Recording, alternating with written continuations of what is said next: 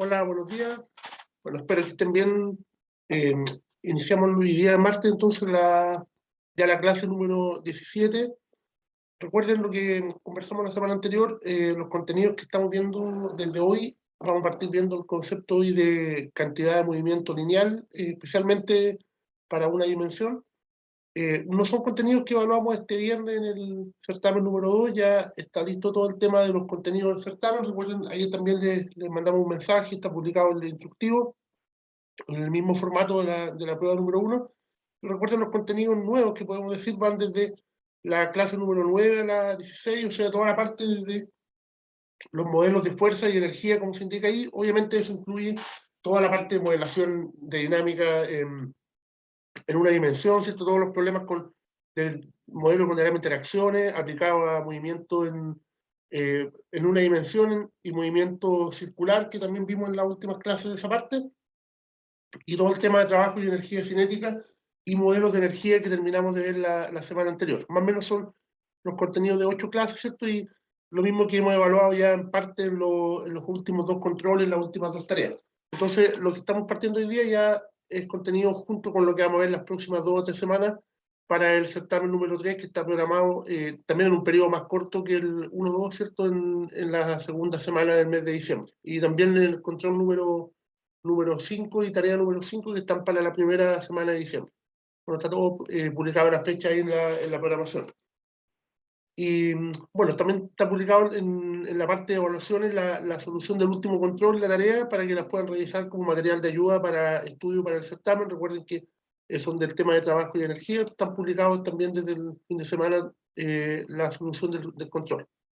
Cualquier duda entonces me van consultando, y el jueves también puede haber espacio para alguna duda que tengan específica, aparte de los temas nuevos que vamos a ver sobre contenido del certamen. Entonces vamos a partir compartiendo una presentación, y la primera parte, ¿cierto? Vamos a hablar un poquito de el concepto de cantidad de movimiento lineal, la explicación de cómo, ahí están viendo em, cuál es el significado, ¿cierto? Cuáles son las principales aplicaciones, cómo definimos este concepto. Entonces, bueno, hasta ahora, ¿cierto? Hemos trabajado modelos en la parte de dinámica y en la parte de trabajo y energía, y este es un concepto que está relacionado con ambos. Ya estamos llegando a la parte final del curso, donde los temas ya se empiezan a mezclar en cuanto a que ocupamos un poco de una parte. Aquí obviamente vamos a trabajar con el concepto de fuerza, va a estar bien relacionado con las leyes de Newton cuando definamos esta cantidad, pero también vamos a considerar o vamos a trabajar el tema de energía en la solución de problemas. Esto es un elemento que también se va a considerar acá. Entonces, habitualmente este tema lo van a encontrar como cantidad de movimiento lineal, momentum lineal, ¿cierto? También es el otro nombre que se define en muchos textos, muchas aplicaciones, ¿cierto? Cuando se define, y la primera definición que podemos ver, ¿cierto? Es lo que estoy mostrando ahí. En primer lugar, esta cantidad, ¿cierto? Como digo, ahí también se define como momento lineal.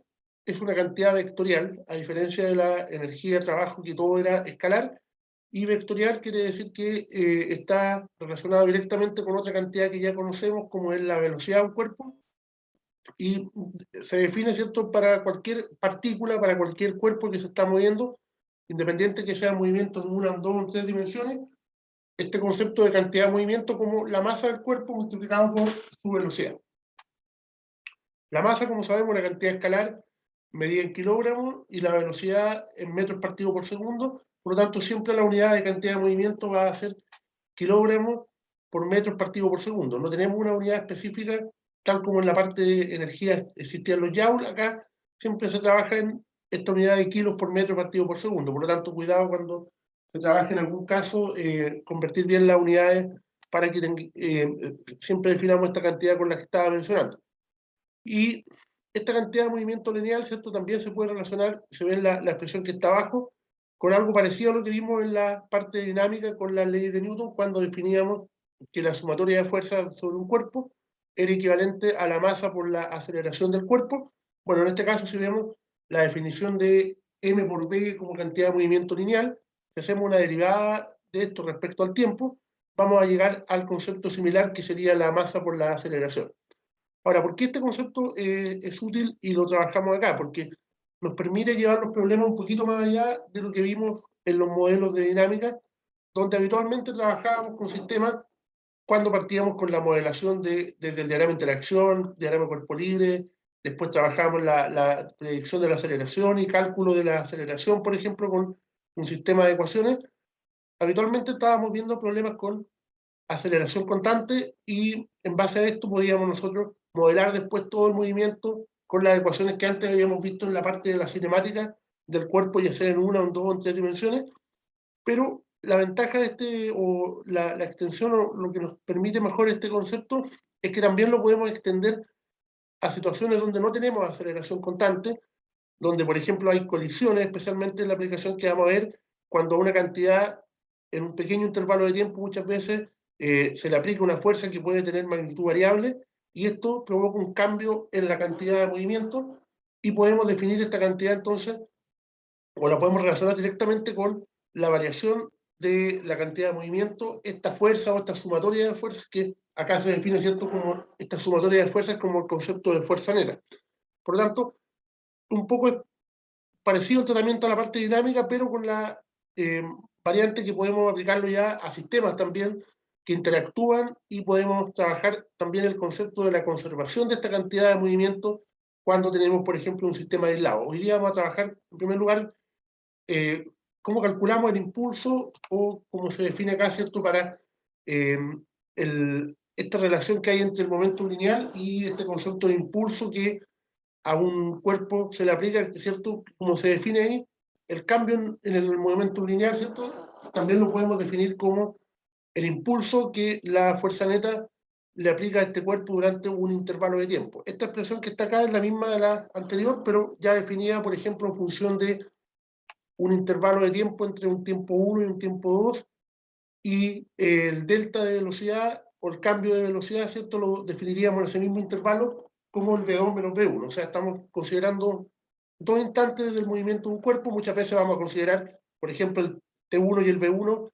El T1 podría ser el instante inicial, y el T2 podría ser un delta de tiempo después, donde ya se deja aplicar la fuerza, y esto nos va a permitir calcular, por ejemplo, el cambio en la cantidad de movimiento. No siempre el V1 va a tener que ser cero, puede ser un cuerpo que se está moviendo y durante un pequeño tiempo le aplicamos un golpe y le cambiamos, por ejemplo, la velocidad, y esto va a originar este cambio en la cantidad de movimiento, y lo podemos relacionar con la fuerza neta que se aplica durante ese intervalo, pero podemos extenderlo, como decía, hasta sistemas donde la fuerza neta es una cantidad variable, y nos vamos a encontrar con varios casos donde no vamos a poder calcular directamente la fuerza porque varía, pero podemos, por ejemplo, estimar una fuerza media o tener una estimación de cuál es la máxima fuerza, por ejemplo, si sabemos que es un sistema que la fuerza aumenta durante el intervalo, dentro del intervalo, y después tiene una disminución hasta que se deja de aplicar.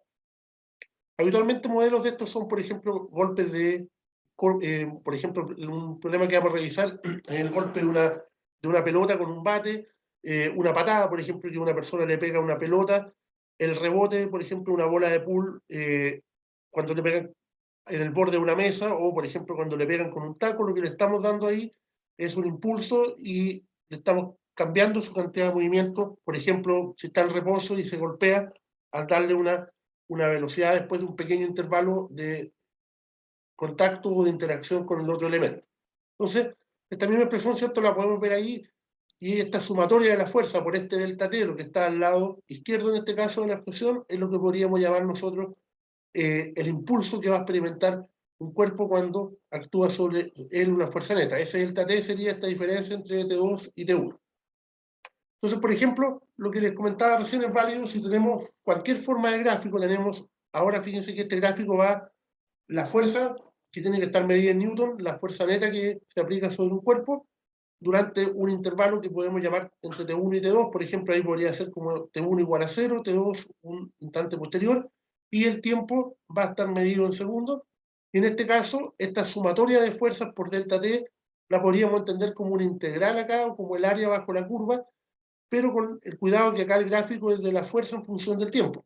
Algo parecido hemos trabajado en las últimas clases cuando veíamos el trabajo hecho por un cuerpo, pero ahí no teníamos el gráfico con el tiempo, sino que era la fuerza que actuaba sobre un cuerpo en función de la posición. Por lo tanto, el trabajo, recuerden que lo calculábamos no con el tiempo, sino que en el movimiento entre un punto y otro, conociendo, por ejemplo, cuál era el desplazamiento, pero podíamos aplicarlo también con el cálculo usando un gráfico. En este caso, esta sumatoria de las fuerzas netas, podríamos decir que hay para cada pequeño delta de tiempo más pequeño que el intervalo, podríamos tener como un valor de la fuerza que está actuando multiplicada por ese pequeño delta t, y finalmente eso nos termina dando una especie de integral o el área bajo la curva, ¿cierto?, de la fuerza en función del tiempo.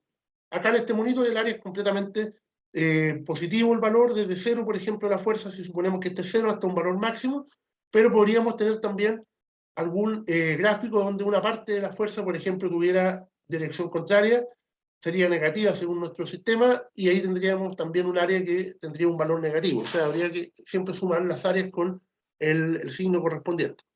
Entonces, como primera definición, ¿cierto?, dijimos este concepto de impulso, la sumatoria de la fuerza neta durante un intervalo, multiplicada por este intervalo de tiempo, esta integral o esta área, por ejemplo, bajo la curva, nos permite conocer este impulso. Y el impulso lo estábamos definiendo como el cambio en la cantidad de movimiento lineal que va a experimentar el cuerpo en ese intervalo.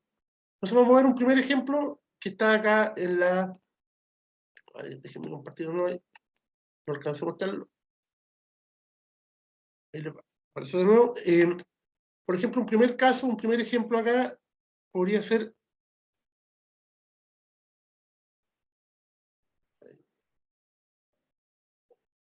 este problema, ¿cierto?, que tiene que ver con un cuerpo todavía no estamos analizando un sistema ya formado por más de uno, que lo vamos a ver en la parte de los choques, pero acá, por ejemplo, se habla de el ejemplo de una pelota de béisbol, que conozco la masa, 150 gramos, en este caso 0,150 kilogramos. La pelota una persona la lanza con una velocidad de 20, y lo que nos interesa es lo que pasa durante el golpe. La pelota, ¿cierto?, viene con una velocidad de 20, no me indican la dirección, pero al momento de construir el modelo está claro que después del golpe, que en la parte B me indican que dura 0,1 segundos, la pelota ahora tiene una velocidad mayor de 50 metros por segundo, pero además en la dirección opuesta. Obviamente eso es relevante porque el cambio en la cantidad de movimiento depende de la variación en la magnitud de la fuerza, pero también en la dirección, porque esto es una cantidad vectorial. Entonces acá hay dos preguntas. Una es, ¿cuál es el cambio en el momento lineal de la pelota?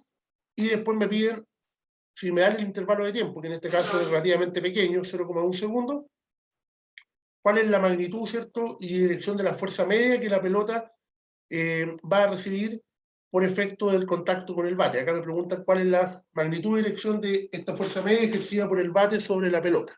Y esto que se pregunta en la parte B, básicamente lo que estábamos comentando hace un rato, que era el impulso que la pelota recibe de parte del bate, que es el agente externo, el elemento que le aplica la fuerza durante este intervalo de tiempo. Y esto es lo que va a provocar que la pelota tenga un cambio en su cantidad de movimiento. Entonces ahora, si miramos algunas imágenes, ¿cierto?, de la solución de este caso.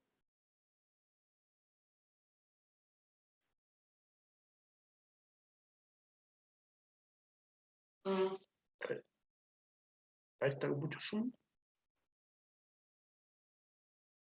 Entonces, por ejemplo, acá en ninguna parte me indicaban las velocidades, pero yo estoy asumiendo, por ejemplo, que inicialmente la pelota, por ejemplo, se movía en dirección hacia la derecha. Hay un intervalo de tiempo que lo conocemos en este caso, que sería 0,1 segundos, que la pelota recibe el golpe del bate.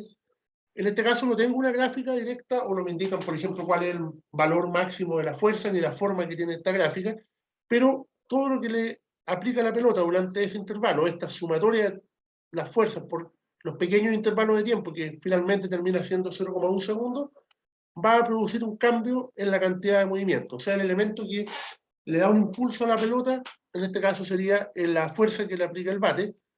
Obviamente acá la fuerza, vamos a estar viendo todo en una dimensión, vamos a asumir que va a tener claramente una dirección hacia la izquierda y en dirección contraria a la velocidad inicial. Por lo tanto, la pelota va a detenerse, dentro del intervalo podemos deducir, porque viene a 20 por segundo, pero aparte de detenerse, después va a adquirir una velocidad en la dirección contraria y de una magnitud mayor, ¿cierto?, que más o menos ahí está dibujado a escala, es más del doble de la velocidad que tenía en magnitud inicialmente. Entonces, la primera pregunta es cómo calculamos la variación del momento lineal, y esto lo podemos hacer, en primer lugar, de forma gráfica. Por ejemplo, si definimos un sistema de referencia con el vector original de cantidad de movimiento en dirección hacia la derecha, esto sería igual a la masa del cuerpo, los 0,15 kilogramos, multiplicado por la velocidad, por lo tanto nos queda 3 kilogramos por metro partido por segundo en dirección hacia la derecha. Esa es la cantidad de movimiento que tiene, aquí estoy llamando antes y después, a los dos momentos previos al golpe y el momento justo después que la pelota sale en dirección opuesta. Y en este caso, la cantidad de movimiento después nos va a quedar la masa de la pelota, los 0,15, multiplicado por los 50, que es la velocidad, pero conceptualmente eso que estoy mostrando ahí es la magnitud, ¿cierto?, de 7,5. Acá todavía no lo estoy colocando signo porque lo estamos mostrando como la magnitud del vector y la dirección. En este caso sería 7,5, pero en dirección opuesta, ¿cierto? Esto viene de multiplicar los 50 por el 0,15 y también en la unidad de kilogramos por metros partido por segundo. O sea, mirando estos vectores, claramente hay un cambio en la cantidad de movimiento y este cambio tiene que ser en la dirección hacia la izquierda, porque si calculamos la diferencia en la cantidad de movimiento, la operación que tenemos que hacer es la cantidad de movimiento después menos la cantidad de movimiento antes. Y si esto lo miramos con la operación típica de resta de vectores, cierto cambio en la cantidad de movimiento, nos quedaría una operación parecida a la que está puesta ahí, dibujada en forma vectorial. A la cantidad de movimiento después, le restamos la cantidad antes por el método del triángulo, dibujamos el primer vector, y de la punta del primero dibujamos el vector menos cantidad de movimiento antes, que recuerden era en dirección hacia la derecha, pero al restarlo nos queda en dirección hacia la izquierda, y la magnitud de estas cantidades, esto era 3, esto era 7,5, por lo tanto nos va a quedar un vector en dirección, el delta cantidad de movimiento, el cambio, que está relacionado con el impulso, nos va a quedar en dirección hacia la izquierda y de magnitud 10,5 kilogramos por metro partido por segundo. Estas dos imágenes, ¿cierto?, está resuelto en forma gráfica, todavía sin ocupar ninguna componente vectorial, que en este caso solamente sería en una dimensión. ¿Cómo lo podríamos hacer de la otra forma? Si yo tengo acá el sistema de referencia, por ejemplo, defino un sistema, el típico sistema con el eje X positivo en dirección a la derecha, y definimos el vector unitario Y como el que está dibujado ahí arriba, podríamos decir que originalmente la cantidad de movimiento es 3i positivo, y después del golpe nos quedaría menos 7,5i, las mismas unidades, ¿cierto? No las estoy colocando en todas partes ahí, kilogramos metros partido por segundo, y al hacer la diferencia de los vectores, nos quedaría menos 7,5 menos 3, nos quedaría menos 10,5i en dirección, obviamente, hacia la contraria a la del vector unitario i, o podemos decir lo mismo que en la imagen anterior, este vector lo podríamos representar como este que tiene dirección hacia la izquierda. Entonces, lo que estamos calculando acá, ¿cierto?, es teniendo dos imágenes, dos momentos durante el golpe que recibe la pelota antes y después del bate, conocemos las masas y la cantidad de movimiento, la podemos definir entonces como la masa por la velocidad, y básicamente el delta o la variación de la cantidad de movimiento es la diferencia entre el momento después con el momento antes del golpe. Y ahora, ¿cómo relacionamos esto con lo que hablábamos recién del impulso? Bueno, no tenemos un gráfico directamente como el que mostrábamos en la presentación, que tenía una forma con una fuerza variable. Obviamente podemos deducir que hay un cambio en el momento debido a una fuerza que se está aplicando, que puede tener un valor constante siempre o puede tener una variación, ¿cierto?, una forma que no conocemos, pero como acá no tenemos más información, lo máximo que podemos deducir es cuál es el valor medio de esta fuerza que experimenta durante el golpe. Esto significaría asumir que todo el tiempo tuviera el mismo valor, ¿cierto?, de fuerza aplicada al bate sobre la pelota, lo que probablemente no es tan real, pero podríamos deducir entonces que esta sumatoria de la fuerza por el delta de t, que definíamos como el impulso, en este caso es como que fuera esta fuerza media multiplicada por este intervalo de tiempo, y ahora tenemos conocido el tiempo de contacto de la pelota con el bate es de 0,1 segundo, por lo tanto, la fuerza multiplicada por este delta t nos quedaría la variación de la cantidad de movimiento, Y en este caso, esta fuerza, ¿cierto?, la podemos calcular ahora pasando el delta T, dividiendo acá el cambio en la cantidad de movimiento. También acá está puesto solamente con la magnitud y la dirección hacia la izquierda. Sería el 10,5 de magnitud, la unidad kilogramos metros partido por segundo, dividido por el tiempo en segundos, y esto nos queda de inmediato la unidad de los newton, kilogramos por metro partido por segundo al cuadrado, nos quedan un valor de 105 newton en dirección hacia la izquierda. Y si comparamos esto, por ejemplo, con una fuerza que podríamos conocer su magnitud, que sería el peso de la pelota, esto es bastante más grande, porque si calculáramos el peso, que obviamente acá no influye, sino que esto ocurre en otra dirección, tiene un intervalo de tiempo de 0,1 pequeño, por lo tanto es grande la fuerza que se aplica. Por ejemplo, el peso acá, si lo estimáramos, sería poquito más de 1 newton, 1,5 newton.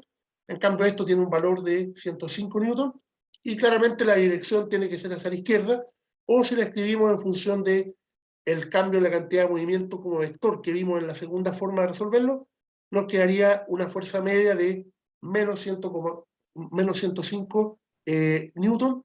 Obviamente en dirección contraria, este menos significa al vector unitario I, o sea, claramente una fuerza hacia la izquierda, pero una magnitud relativamente grande, que es la fuerza que el bate le está aplicando a la pelota para provocar este cambio en la cantidad de movimiento.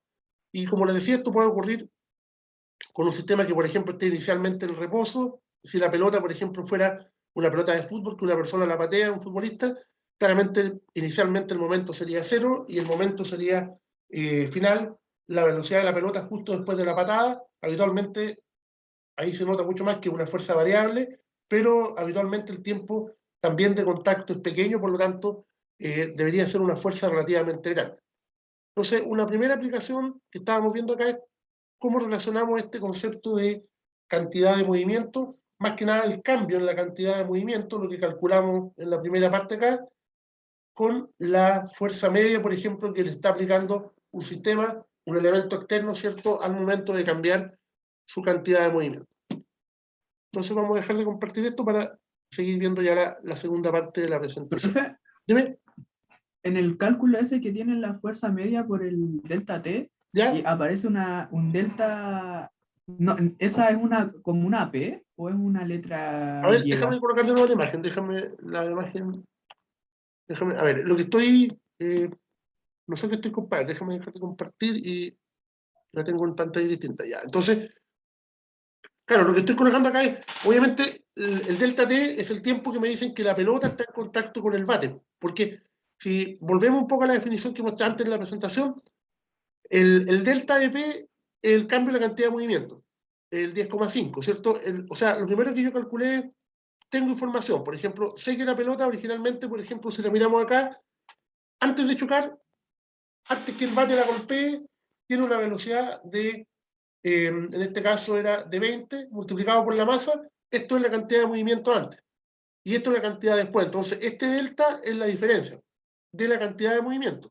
O podríamos entenderlo como la masa multiplicado por la diferencia de velocidad. Te va a dar, aquí yo lo calculé como la diferencia directa de los momentum, pero en la práctica es lo mismo que decir la masa del cuerpo por la diferencia de velocidad. Entonces, esta cantidad, ¿por qué se va a producir este cambio? Porque hay una fuerza que durante un tiempo le está aplicando una variación en la cantidad de movimiento. Usted, si mira esta fórmula, es muy parecida a cuando planteábamos hace un tiempo la fuerza igual a la masa por la aceleración. Porque si tú calculas el delta P partido por delta T, la masa no cambia, y lo que cambia es la velocidad. Y el delta de velocidad, ¿cierto?, partido por delta T, lo definimos desde un comienzo como la aceleración media. O sea, esta forma es como una forma distinta de ver la segunda, o la aplicación de la segunda ley de Newton, donde estamos aplicando el cambio en la cantidad de movimiento ahora, relacionándolo con una fuerza que actúa durante un intervalo. ¿Y por qué acá decíamos fuerza media? Aquí obviamente pueden confundir el F puesto ahí, obviamente no hubiera sido tampoco tan necesario porque sabemos que es para allá, pero significa que es una cantidad vectorial, y media se refiere a cuando le colocamos una línea como en la práctica es como una fuerza promedio, pero no quiere decir que todo el tiempo el bate aplicó esa fuerza. Puede decir que en un momento, apenas toma contacto, la fuerza es pequeña, y cuando está más deformada la pelota, por ejemplo, la fuerza podría llegar a un valor incluso el doble, por ejemplo, de esto. Entonces, esto es como la fuerza media, si dijéramos con qué fuerza tiene que el bate durante un pequeño tiempo, de 0,1 segundos, pegarle a la pelota para que pueda provocar lo que estamos viendo, que llegó con tal velocidad y que después salió con una velocidad para el otro lado y más grande. Entonces, eso es lo que está relacionándose ahí, el cambio en la cantidad de movimiento con la fuerza promedio que le está aplicando el bate, por ejemplo, en este caso, a la pelota. Ok, entonces vamos a compartir ahora de nuevo la presentación para seguir con la siguiente. Y ahora el cambio, déjenme compartir de nuevo acá. Entonces, hasta la parte de acá estábamos trabajando con un cuerpo y un elemento externo, por ejemplo, que le aplicaba una fuerza y le cambiaba la cantidad de movimiento. O sea, el bate es un elemento que no es parte del sistema que yo estoy analizando. Pero cuando tenemos nosotros ya sistemas de partículas, esto se refiere a varios cuerpos, recuerden que acá siempre los modelos, los términos que ocupamos son bastante teóricos, como partículas, ¿cierto? Se consideran varias cosas ideales, por ejemplo, que no hay en ese momento interacciones con algunos elementos externos. Entonces, un sistema de partículas, por ejemplo, lo vamos a aplicar nosotros a casos como un carrito que en un momento se está moviendo, por ejemplo, entra en contacto con otro y después de ese tiempo del choque va a ocurrir que este sistema va a cambiar, por ejemplo, alguno de ellos o los dos, ¿cierto? Van a cambiar su cantidad de movimiento, pero para nosotros vamos a considerar que el sistema va a estar formado por ambos, o sea, vamos a considerar nosotros en los casos de las colisiones, de los choques, los dos elementos que interactúen, en algunos casos de repente pueden haber hasta un primer choque y después el sistema choca con otro elemento parte del sistema, vamos a considerar este principio de conservación de la cantidad de movimiento. O sea, el supuesto que vamos a hacer nosotros acá es que, por ejemplo, esto nos aplica para el problema del bate, porque ahí sí que hay un elemento externo que es el bate, y la única partícula es la pelota. Y claramente hay un cambio en la cantidad de movimiento porque el bate le aplica una fuerza durante un tiempo. Pero cuando tenemos sistemas ya que interactúan las partes del sistema y no tenemos fuerzas externas que durante ese intervalo de tiempo actúen, generalmente vamos a considerar nosotros sistemas, por ejemplo, en un movimiento en una dimensión, un carrito que choca con otro, el sistema va a estar formado ya por los dos elementos, por los dos carritos, y la fuerza que se va a producir durante el choque, obviamente cada carrito va a experimentar fuerza por la interacción con el otro. Pero ahí vamos a aplicar lo que vimos en las leyes de Newton cuando teníamos una interacción entre el cuerpo 1 y el 2, por ejemplo, y la tercera ley de Newton siempre nos decía la sumatoria o la fuerza que el carro 1, por ejemplo, le aplica al 2, forma un par acción-reacción con la que el 2 le aplica al 1. ¿Qué significaba esto? Que las dos fuerzas tenían igual magnitud en todo momento, independiente que fueran variables, pero estas fuerzas actuaban sobre cuerpos distintos. Y si miramos el sistema completo, formado, por ejemplo, por los dos carritos durante el choque, estos elementos van a sumar cero las fuerzas porque van a estar dentro del sistema. O sea, acá, por ejemplo, no se aplicaría esto para el ejemplo que les comentaba si hubieran dos carritos y aparte uno de los carros hubiera una mano que lo estuviera empujando o, por ejemplo, al momento que choquen, estuviera aplicando una fuerza para que se detuvieran, porque ahí sería un elemento externo. Habitualmente en esta modelación, para nosotros van a ser los elementos, los dos elementos, o pueden ser más, por ejemplo, que en ese momento interactúan.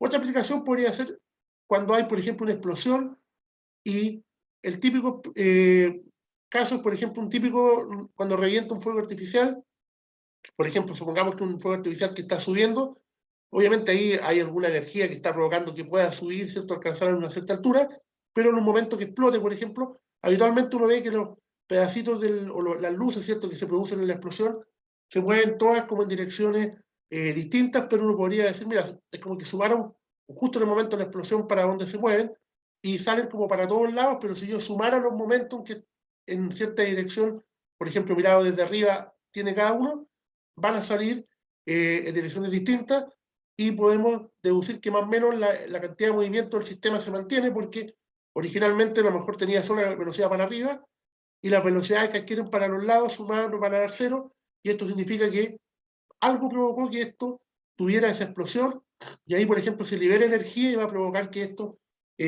también se mantenga la cantidad de movimiento.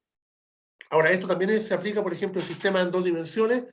En el caso de un choque, por ejemplo, de dos vehículos en una esquina, también uno puede deducir que los dos vehículos al momento de chocar tienen cantidad de movimiento distinta cada uno, pueden venir en ángulo de 90 grados, pero habitualmente uno puede deducir que es más o menos predecible para dónde, si quedan juntos los vehículos, por ejemplo, en qué dirección deberían quedar. Sería raro que ambos vehículos se devolvieran, porque la cantidad de movimiento quedaría, ¿cierto?, completamente distinta a la que había antes. Entonces, esto es un poco la principal aplicación que vamos a ver para la conservación de la cantidad de movimiento. O sea, siempre vamos a suponer que las fuerzas externas del sistema del choque van a ser cero durante el momento de la interacción. Acá no nos va a importar lo que pasa antes y después. O sea, después de que termine el choque, sino que justo antes y justo después. Entonces, estos serían más o menos los pasos, ¿cierto?, de esta modelación.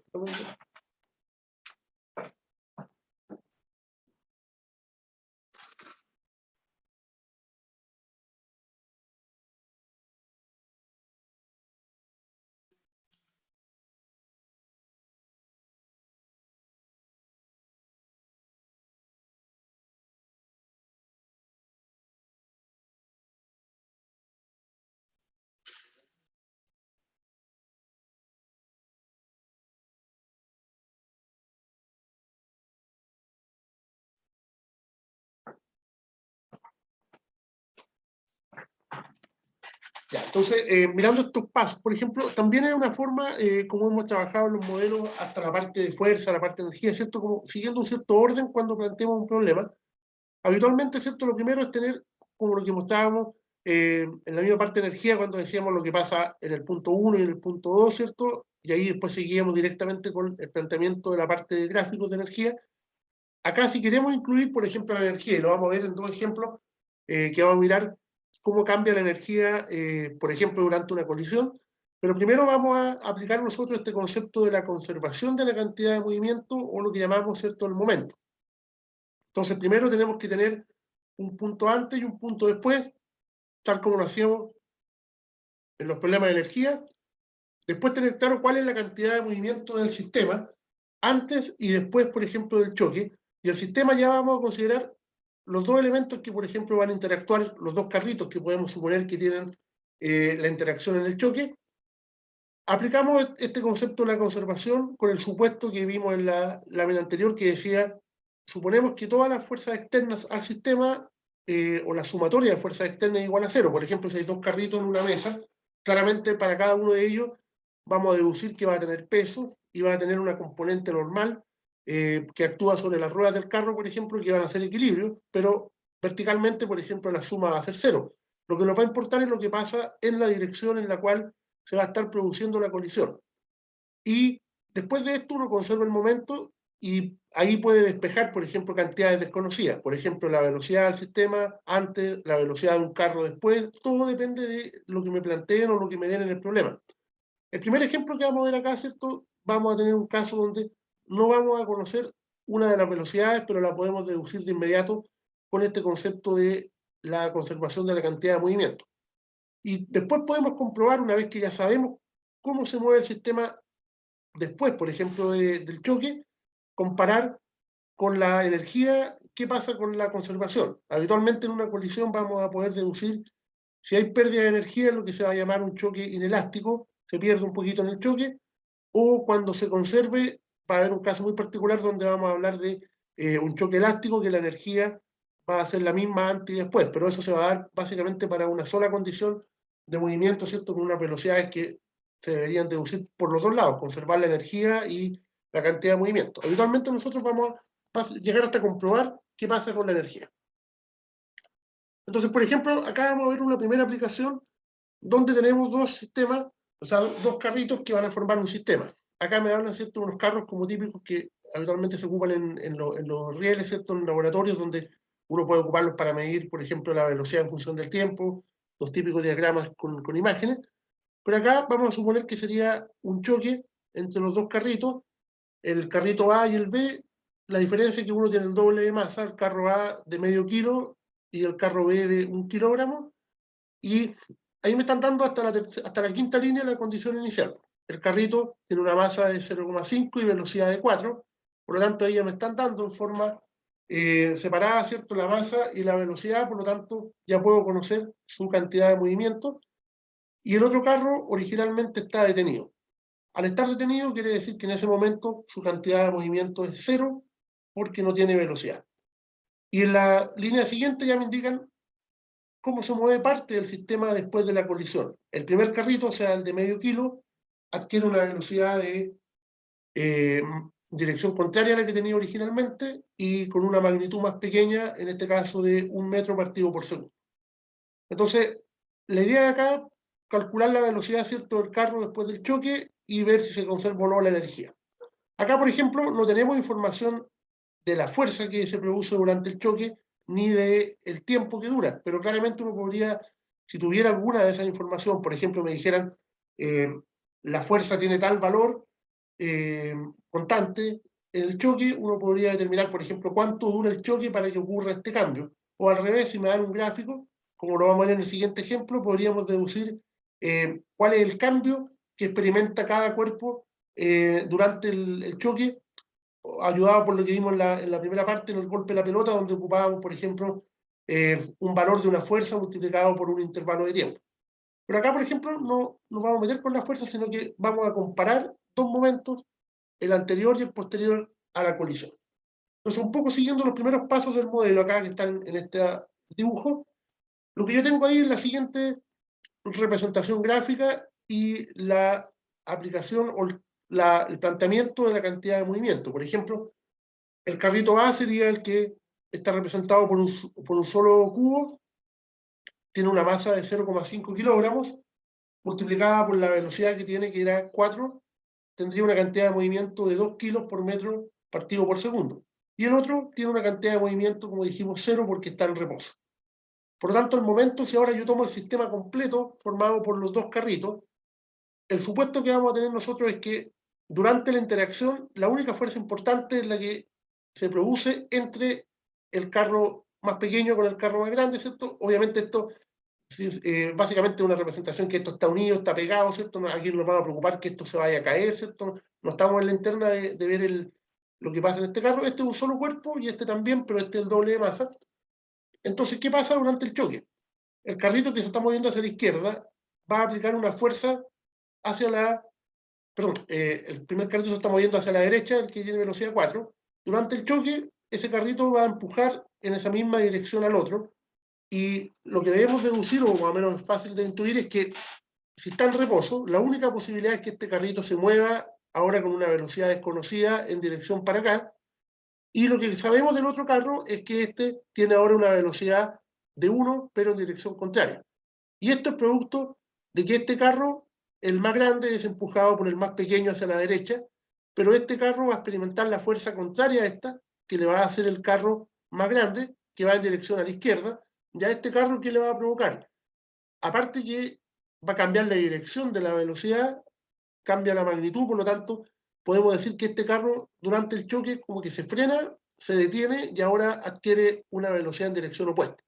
Pero no nos vamos a meter en detalle con la fuerza porque no la vamos a requerir acá, ya que sabemos qué pasa, por ejemplo, con el sistema antes completamente, que tiene una cantidad de movimiento de 2, y después del choque, este carro, el A, ahora tiene menos 0,5 por 1, recuerden como una cantidad vectorial esto va a llevar signo, o sea, es una cantidad de movimiento que sería en dirección hacia la izquierda, y el otro, vamos a decir nosotros, que tiene una masa de 1 multiplicado por esta velocidad. Entonces, acá viene la parte donde uno puede aplicar esta conservación de la cantidad de movimiento. Suponemos que la sumatoria de fuerzas externas durante la colisión es nula, por lo tanto, este momento que tenía el sistema, que lo tenía todo el carrito que venía con velocidad de 4, era de 2 kilos por metro partido por segundo, es lo mismo que va a tener el sistema después de la colisión. ¿Y esto qué significa? Que vamos a poder calcular, por ejemplo, directamente esta velocidad. Entonces, ahora voy a compartir la imagen, ya con eso lo tengo en un desarrollo a mano, de...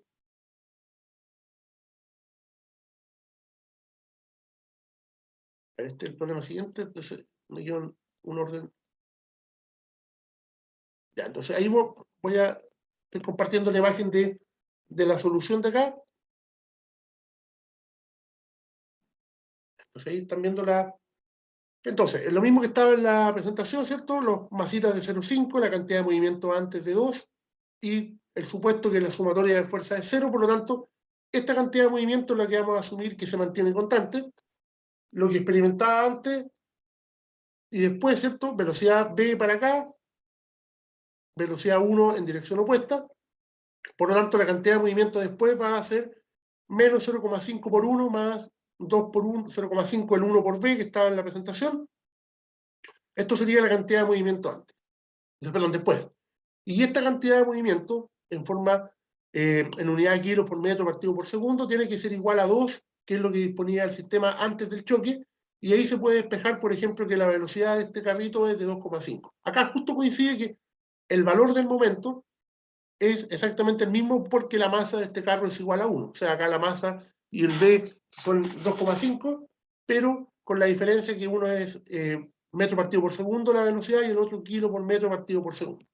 O si lo miramos vectorialmente, podríamos deducir que el vector rojo es la cantidad de movimiento que teníamos antes, la misma que vamos a tener después, que es de 2 hacia la derecha, pero este carro ya sabemos que adquiere 0,5 en dirección contraria. Por lo tanto, para que esta cantidad de movimiento, el 0,5, más el 1 por v que tiene el otro, me dé igual a 2, necesariamente tiene que ser 2,5 el momentum de este carro o equivalente a 2,5 la velocidad, ¿cierto?, que experimenta este carro. En este caso esto es 0,5 porque es 0,5 por 1. Lo que está representado acá en la flecha no es una suma de velocidades, sino que es una suma de las cantidades de movimiento.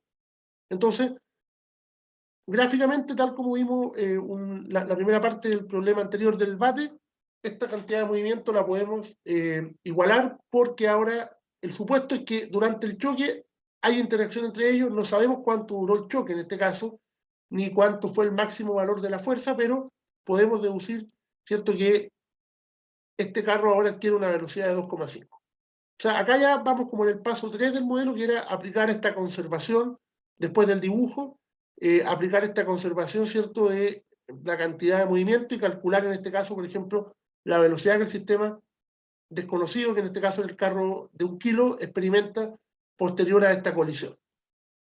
Y acá está el tema de la comprobación de energía, ¿cierto? Acá obviamente no está hecho con barras porque la única energía que vamos a tener siempre más importante en estos casos, excepto que tengamos algún resorte, por ejemplo, que libere energía, vamos a tener una energía antes, que en este caso sería lo que tenía el carrito que se movía con velocidad 4, un medio, un 0,5 por 4 al cuadrado, nos queda 16 partido por 4, 4 joule, y la energía después es la suma de lo que tiene cada uno de los carros. Ahora, este tiene una velocidad de 1, por lo tanto aporta bien poco la energía, sería 1 partido por 4, ¿cierto? Un medio por 1, sería 0,25, y la mayor parte de la energía ahora la tiene el carrito, que dedujimos que se movía con una velocidad de 2,5. Y este valor, sumado el 0,25 más el cálculo de acá, nos va a dar 3,375, ¿cierto?, de energía cinética. Recuerden que independiente que las velocidades sean positivas o negativas, siempre las energías cinéticas son cantidades positivas, por lo tanto, estas dos cantidades al sumarlas nos da este valor, y esto nos demuestra que hubo cierta pérdida de energía, podríamos verlo en porcentaje, que se perdió más del 10% de energía, por lo menos, casi un 20%, porque disminuyó de los 4 original, disminuyó a este valor de 3,3, y en la práctica sería menos 0,625, por ejemplo, con todos los decimales, la energía que se pierde en una colisión. Habitualmente, en los choques, en las colisiones, van a haber deformaciones en los cuerpos que pueden provocar también una deformación permanente, ¿cierto? Si yo lanzo un cuerpo contra otro, pueden quedar pegados. El típico ejemplo, vehículos, colisiones, por ejemplo, a veces están diseñados los vehículos para que gran parte de la energía se pierde a veces los choques como deformación de las partes de los cuerpos, un sistema que amortigue, por ejemplo, pero puede ocurrir que la pérdida de energía sea mucho más grande, todo dependiendo cómo sea la forma como se produzca el choque y las condiciones. Esto obviamente sería lo que llamábamos, decíamos, un choque inelástico, porque hay una pérdida de una cantidad de energía que estaba disponible antes, los 4, ahora se redujo a 3,3. Entonces esto un poco sería, ¿cierto?, como les decía, el planteamiento de un modelo donde estamos nosotros aplicando la conservación del momento lineal y después comprobando cómo si la energía cinética, la energía del sistema se mantiene, disminuye, ¿cierto?, o aumenta. Las imágenes son la continuación de esto. Como siempre, después les envío un correo con las imágenes que estoy mostrando. Y el último problema que vamos a mirar hoy día, ¿cierto? Va a quedar uno pendiente como repaso para la clase del jueves, es este ejemplo o este problema acá, que actualmente en las presentaciones le llamamos problema clave, porque son problemas que acumulan bastante o tratan de recuperar la mayor parte del contenido que hemos revisado. Y acá tenemos también otro caso, un choque, pero ahora el planteamiento va a ser un poco distinto porque vamos a tener también un gráfico donde vamos a conocer cómo es la fuerza que se produce ejercida por un carro sobre el otro durante el choque. Vamos a ocupar la herramienta de ocupar el área del gráfico. Entonces acá en este problema lo que me están planteando es, tenemos dos carros de igual masa, de 20 kilogramos. El carro de masa A se mueve a una velocidad de 12 metros por segundo. Ya estamos llevando un contexto bastante más grande, ¿cierto? Carritos ya de 20 kilos, velocidades más grandes. Esto podría ocurrir también en un sistema un poco más real, por ejemplo, con algún carro, en algún sistema, en alguna industria, algo que se esté viendo un procedimiento.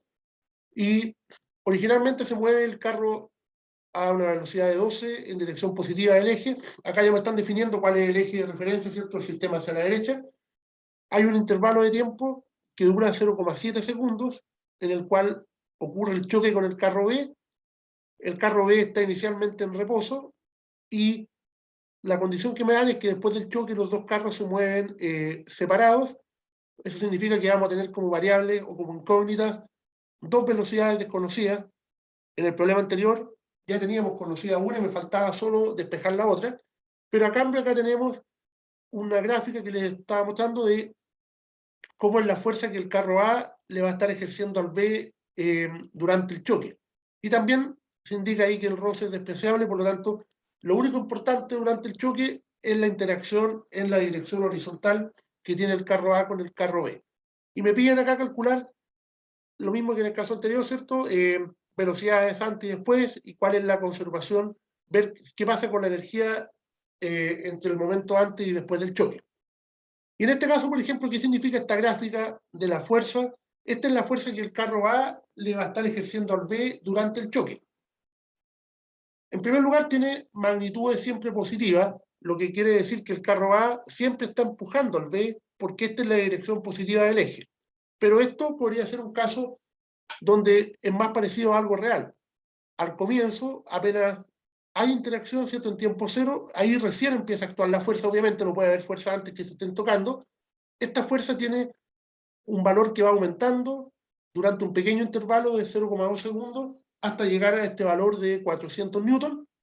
Hay un pequeño intervalo en que se mantiene constante y después en los últimos 0,3 segundos hasta el tiempo 0,7, que es cuando dejan de estarse tocando los carros, esta fuerza disminuye llegando a cero nuevamente, pero el comportamiento ya lo conocemos de la fuerza, es dos tramos que son con una recta y otra parte que también es una recta, pero donde se mantiene constante, y de 0,7 para adelante ya tenemos que la fuerza nuevamente es cero porque se perdió el contacto.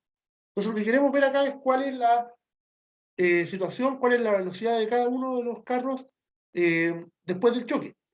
Este problema también lo podríamos haber resuelto por el lado de la cinemática, calculando, por ejemplo, con la dinámica de la cinemática, calculando la aceleración, por ejemplo, que hay en la primera parte, pero de partida la fuerza es cero y después aumenta. O sea, en esta parte tendríamos aceleración variable. La única parte con aceleración constante sería esta, porque la fuerza es constante, y acá nuevamente tendríamos aceleración positiva pero variable. Por lo tanto, un problema que ya habría que resolverlo mucho más complejo que los que trabajábamos en los modelos más simples, donde teníamos una fuerza que siempre era igual. Por lo tanto, este problema también es mucho más práctico mirarlo con el tema de la conservación de la cantidad de movimiento, y acá, por ejemplo, se pide también ver el impulso, que es el cambio en la cantidad de movimiento, ¿cierto?, que va a experimentar el carro B durante ese intervalo del choque. Entonces vamos, estas mismas imágenes las tengo también resueltas para que vean un poco los pasos en este caso. Acá nuevamente. Ya, entonces, entonces, en estas imágenes, ¿cierto?, está representada un poco la misma situación del choque. Antes tenemos cada carro de masa 20 kilogramos, el carro A tiene velocidad 12 y el carro B está detenido, y los otros dos carros, después del choque, experimentan una velocidad A y una velocidad B, que son cantidades que queremos calcular.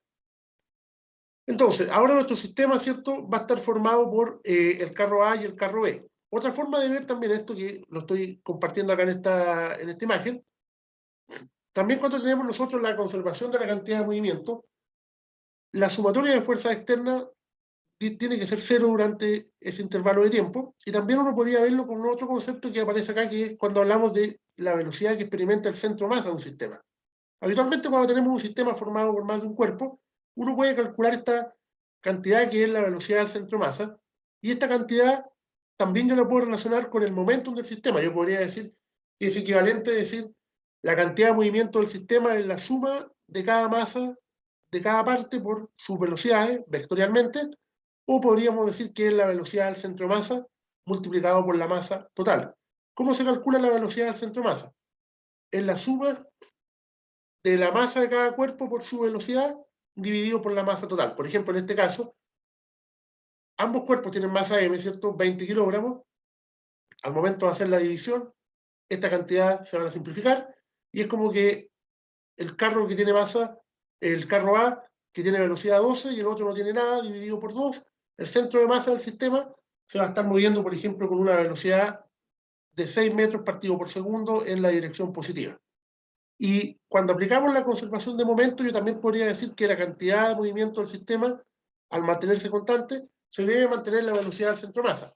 Pero independiente que ahora los cuerpos se puedan estar cada uno moviendo con velocidades distintas a las que tenían antes, pero la velocidad del centro masa tiene que dar una cantidad equivalente a la que tenía antes de la colisión.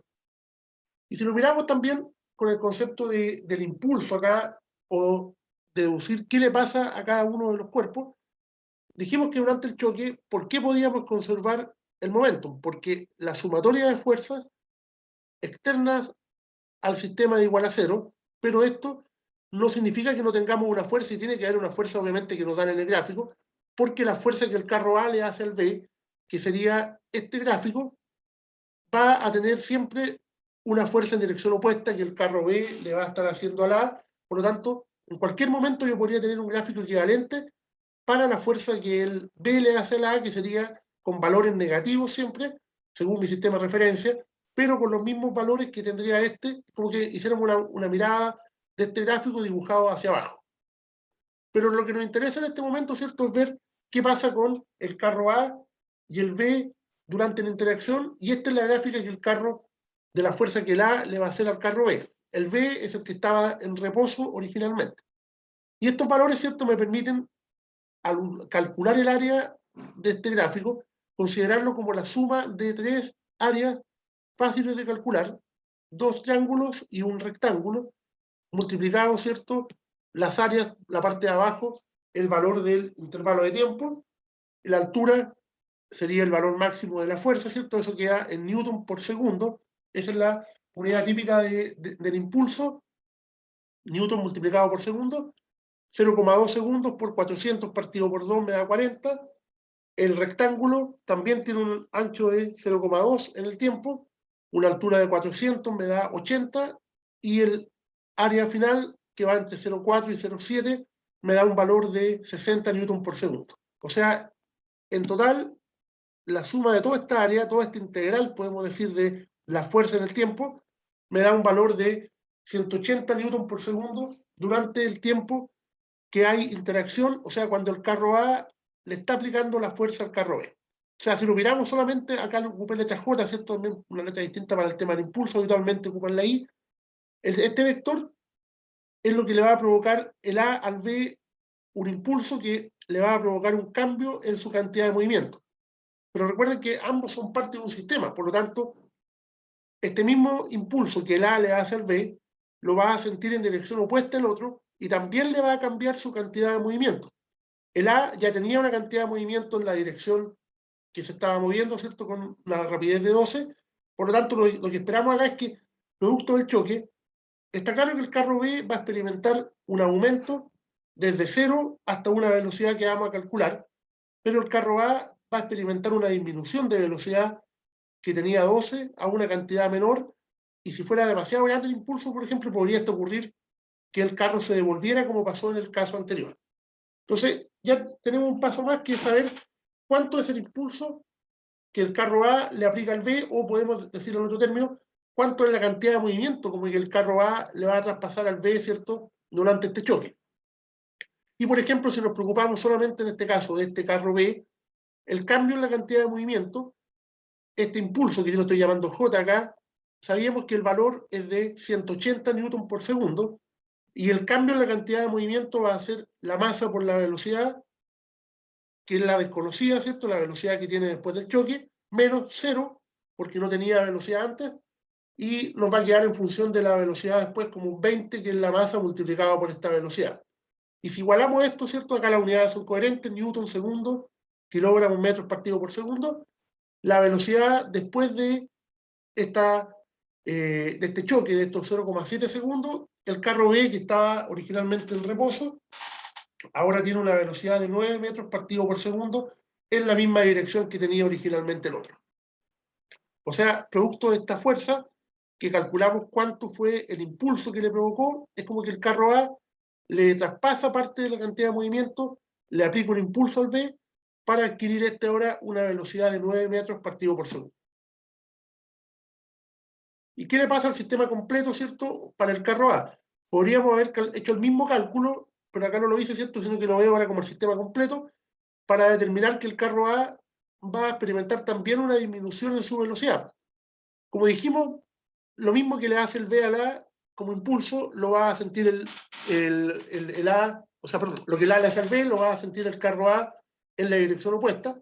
Pero la otra forma es, ya volvimos al mismo punto que teníamos antes en el problema anterior, donde conocíamos lo que pasaba antes, sabíamos que la cantidad de movimiento antes, ¿cierto?, era 20 por 12, 240, lo que tenía el carrito A solamente, el otro tenía 0, y después del choque, ahora queremos conocer la velocidad del carro A, del que venía originalmente con 12, pero ahora tiene cantidad de movimiento el otro, tiene 20 por 9. O sea, de los 240 que originalmente teníamos, que se va a conservar por esta sumatoria de fuerzas externas, ahora este carro ya tiene 180. Por lo tanto, al carro A solamente le va a quedar una cantidad que va a ser 20 por la velocidad de A, esto nos va a quedar igual a 60, y esto nos permite calcular que la velocidad de este carro ahora va a ser de 3 metros partido por segundo. O sea, en resumen acá, producto del choque, el carro que venía a 12, después del choque se continúa moviendo a 3, o sea, se frena, experimenta, ¿cierto?, una disminución de su cantidad de movimiento, pero a cambio el carro que estaba en reposo gana cantidad de movimiento, pasando de estarse moviendo con 0 a una velocidad de 9. Y acá se comprueba lo que hablábamos en una de las primeras fotos con el concepto de la velocidad del centro de masa. Originalmente dijimos que la velocidad del centro de masa era 6, porque un carro aportaba 12 y el otro no aportaba nada, los carros eran iguales. En cambio ahora el de adelante se va a estar moviendo con una velocidad de 9, y el que está atrás se va a mover con una velocidad de 3, pero si calculamos la velocidad de este centro de masa, va a seguir siendo los mismos 6.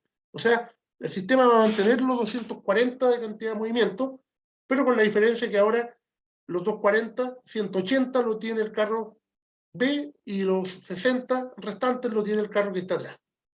Y esta es la otra forma de poder ver este cambio. Por ejemplo, si hubiéramos visto lo mismo que hicimos para el carro de adelante con el carro de atrás, el impulso que hubiera experimentado hubiera sido 180 en esta dirección, y hubiéramos determinado, ¿cierto?, que cuál hubiera sido su cambio en la cantidad de movimiento. Mirado solamente el carro de atrás. El momento final menos el inicial igual a menos 180, ahora porque el impulso en dirección para atrás, y hubiéramos llegado al mismo valor, ¿cierto?, que dedujimos acá, con una velocidad después del choque de 3 metros por segundo. Y el último paso, ¿cierto? Pasamos al tema.